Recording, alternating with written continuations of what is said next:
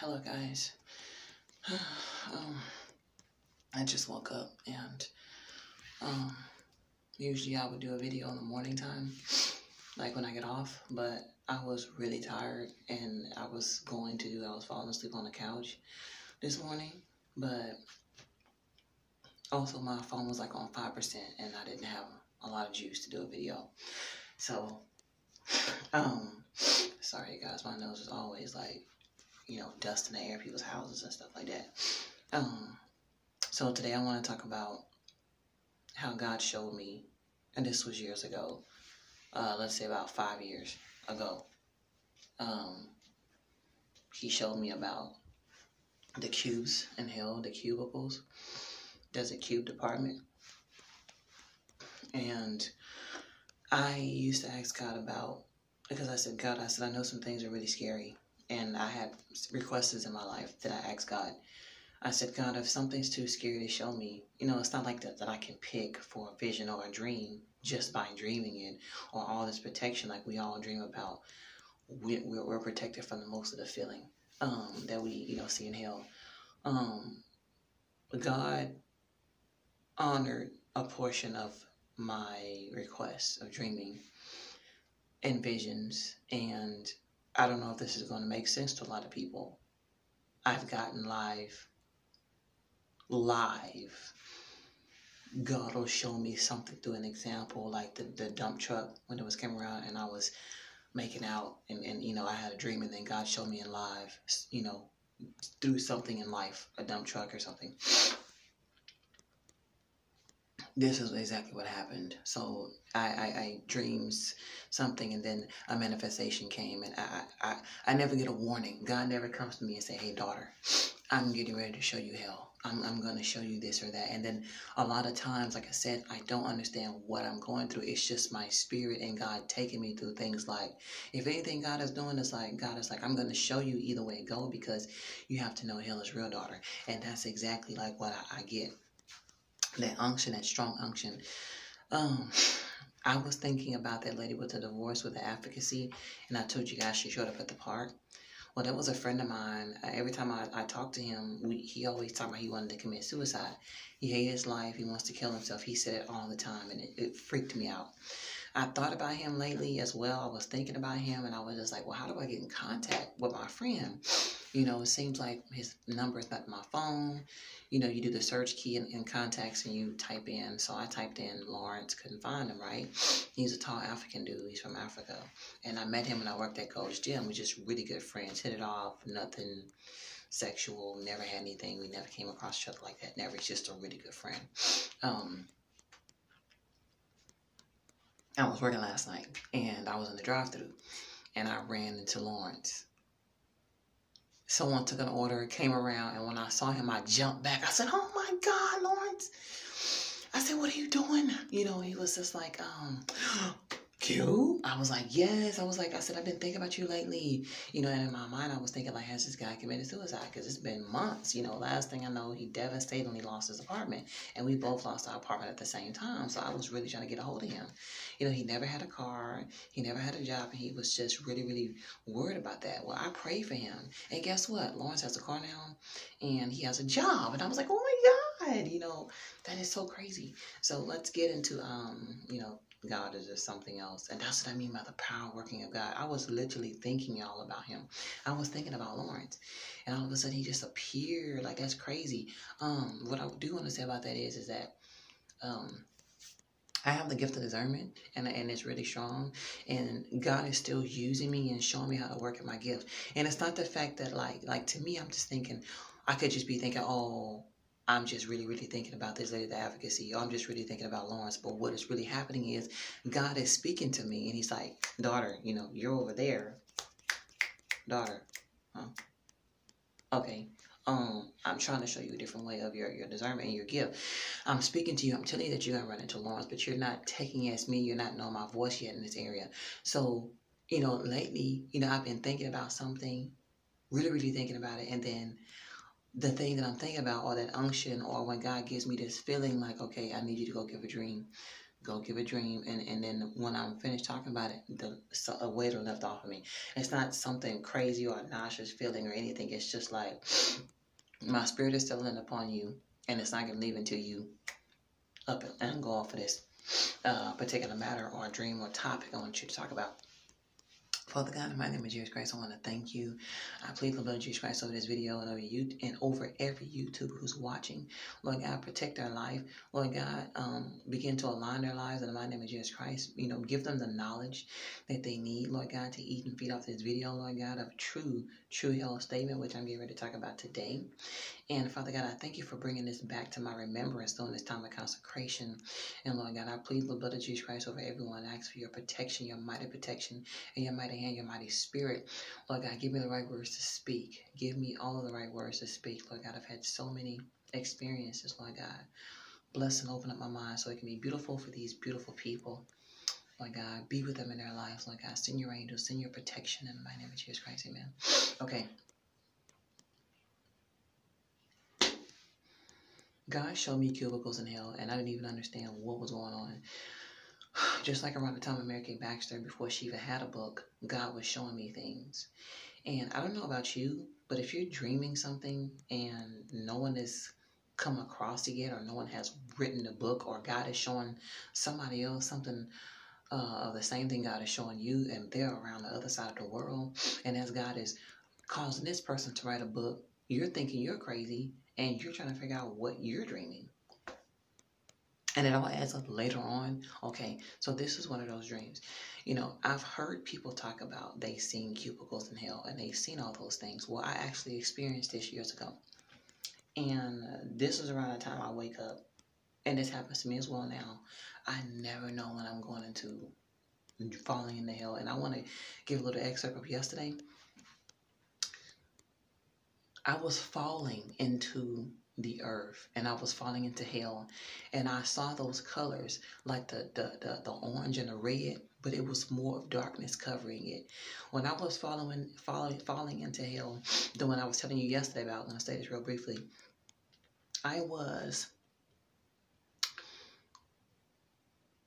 the feeling of the spirit, everything was there in lostness, but I literally felt like I wasn't coming back. I don't know how to explain that. I felt myself getting lost in the depths of hell, and I was stuck in this earth, and I knew that I was never getting out. And I was really rebellious. My life was really messed up. I just kind of like stopped trying, in God or whatever. So I knew that I was gone forever. I don't know how to explain this to you. I knew that I was gone. Didn't understand why I was falling, what was going on. I felt myself gripping for something, looking for my body, and I knew it wasn't there. Same thing when I was in the parking lot, and I fell, and I sunk within myself, and I left and went down, and I was out. And people go, that sounds like witchcraft. What are you talking about? I'm going to tell you something. The fact that God spoke to me and said it was okay, you're back in your body, you're over here, you're good, you're okay. Look, people try to come along, and the devil uses people to try to take you off the path. That's all I'm going to try to tell you. That's all I'm saying. And when I was falling into hell, I was falling into the depths, and I knew there was this place of you're trapped, you're stuck, you're never getting out. You're trapped, you're stuck, you're never getting out. And think about this. I told you guys I had a psychiatrist. This was long, long ago. I'm having all these experiences until I'm hearing, I'm seeing things, and I got put on medication. No longer do I do that now. And I would never understand all of these things. So I woke up, going into this new one, woke up, and I was... automatically, I knew that I was in a place where a demon was overseeing a lot of people. This new dream about the cubicles, this is how God revelated it to me. I have two ways that he did. When I was awake and I was working at a job, and then this particular dream. Now, I didn't really catch it, so God gave me another dream. Gave me a live revelation years after this. So I go to sleep, and I wake up, and I hear a demon. He's just talking, and he's just, and he's just laughing, and he's just talking, and he's just going. And I was in an apartment. It was like an abandoned apartment, the way that God brought it across to me. It was a table. There was things being worked on, like being crafty, doing certain things against certain people, working out certain, conjuring up certain connivings and deceptions and stuff like that. And it was just, and my spirit, I could feel myself. I was like a silhouette. I was out of my body. I was dead. And the devil came, one of the demons, and he came and he grabbed me.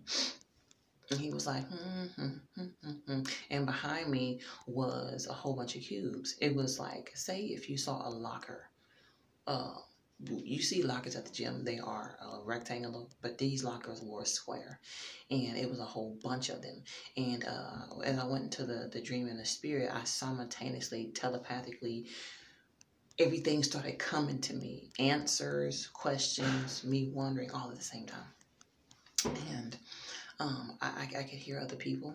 They were in these cubes, and the enemy took me. And he had this evil type, I got you. He just took me and he put me, my body, I could feel it. And then he took me and he placed me inside of the square cube, and he locked it. And when I went in, I could feel my body go in this small little square space, and everything was dark. I couldn't see anything after that. And I could continue to hear the enemy just doing what he was doing. It was just kind of like, let me tell you exactly what the feeling, what it was. I got her.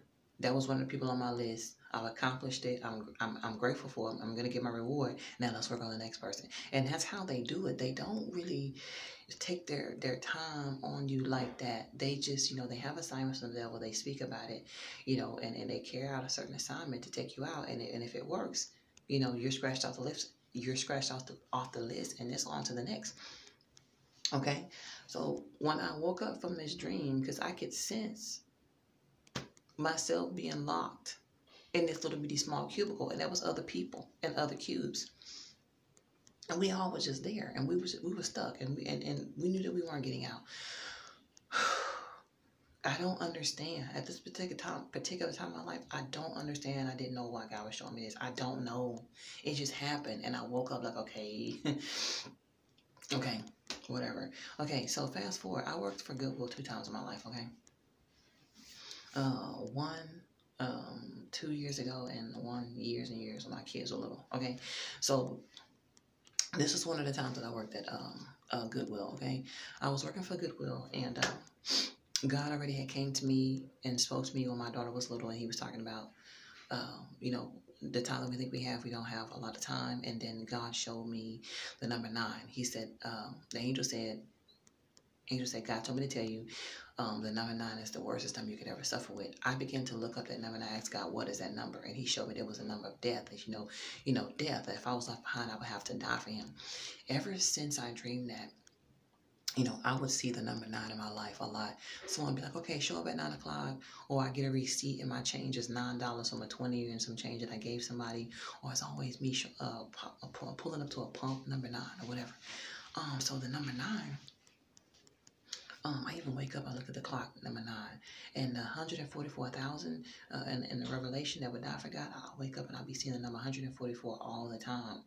And anytime I see that, I get really scared. And when I used to work at Capital Metro, I would see that number on there by the restroom door, 144. Okay, so the number 9. I was just like, okay, the number 9, I see this everywhere I go. So when I worked at Goodwill, long story short, we all had to be assigned to certain lockers when you work there. And I'm going to just tell you, this is a point in my life where I was fornicating. I remember telling you guys there was times I was, struggling, thinking about doing it, making out, kind of going to a certain extent of sinning. But no, this time I was sinning really bad. I was sinning. I was having sex full-fledged when God gave me this revelation. So I worked at Goodwill and, went through the training and everything and all that. And they said, well, we're going to assign you a locker. And I remember working there about a week, and I didn't have a locker yet. I had to keep asking, where's my locker? Where's my locker? And they're like, oh, you don't have a locker yet? Well, let me get you one. Go ahead and assign her a locker today. And so I was even thinking to myself, as I knew how this was going, I get live live while I'm awake, live visions of things, and I start freaking out, and I don't really tell nobody because I don't want nobody to think I'm crazy, or for someone to turn me into a hospital. I get live revelations, and when it happens, I just kind of stop. I take it in, and I'm like, okay, God, I hear what you're saying, I hear what you're saying, and I take it in. So I was even dreading. I was like, oh my gosh, they said they're gonna give us an assignment to a locker. I was like, I hope it's not number 9. Any locker but number 9. So the lady comes and comes with the key. She goes, okay, we're gonna give her a locker. Guess what locker they give me? She goes, okay, give her number 9. Dude, I can't even begin to tell you. Like, I couldn't wait to get on and talk to God. Like, okay, why? Do you have to implant in my mind so much to remind me about dreams and things like this happen to me? And there's reasons why I don't understand why. So I was given the locker number 9. And when I was given the locker number 9, I had forgot about this dream I had, years ago in my life. And when I was working for Goodwill, I was like, oh my God. God brought he took the veil off, the sheet off of my mind of all the knowledge and revelation he ever gave me in my life. He took the veil off all the knowledge that he ever gave me in my life about hell, and especially about this dream. I forgot about it, but he brought it back to my remembrance. He said, don't you remember what I showed you and how the enemy took you and put you in that cube? And I began to have revelation. My spiritual eyes began to be open as I was standing there, in front of this locker. And I sat there and I looked at my number 9 lock. And I looked at the whole locker, and all of them had squares, square locks. Nothing was anything else. And I was just sitting there taking it in, what God was giving me, the revelation again. And I'm just thinking like, oh my gosh, not now, not now. Why am I getting this revelation right now? And so that's how God revealed to me that there were cubes and cubicles in hell. And I just dreamed of waking up, saw a demon take me and put me in there. He just took me and he put me in there.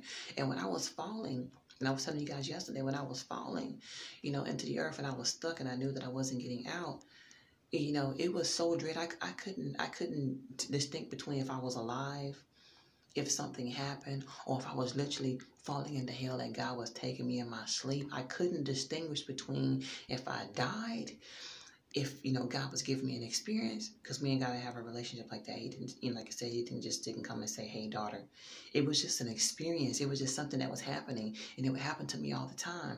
And God was trying to show me in his own little way without me freaking out enough to something I can bear, to say this is real. This is you falling. And then I remember telling you guys before, I fell, and as soon as I fell asleep, I fell into hellfire. It scared the mess out of me, and I knew that it was hell. I knew it was. And when I fell asleep, the only unction I got and warning I got was I heard God say, someone's going to die soon. Someone's going to die soon. I'm like, who is it? And I could hear myself thinking, and I don't know how to tell you guys this. I could hear God listening to me. And I was like, oh, my brother, he said, no, you. And I was falling. When I fell into hell, the first thing that I saw was a whole bunch of fire. This happened to me 3 or 4 times. I closed my eyes as soon as fire.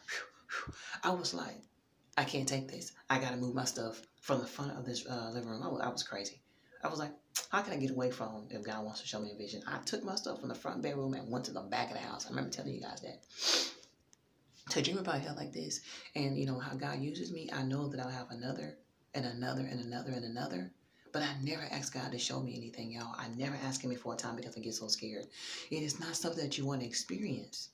And, getting live visions like this, that's how I knew there were cubicles in hell. And years later, when I read for the first time about somebody else, having dreams about cubes in hell, I was just like relieved, because I'm like, okay, I'm glad I'm not telling anybody this so they won't think I'm crazy. I'm going to give you guys a part 2 because, I have something else that God showed me in a dream when I was 18, and it manifested 2 years ago, about hell, okay? And, I never knew this would happen. So anyway, you guys be blessed in 19 minutes.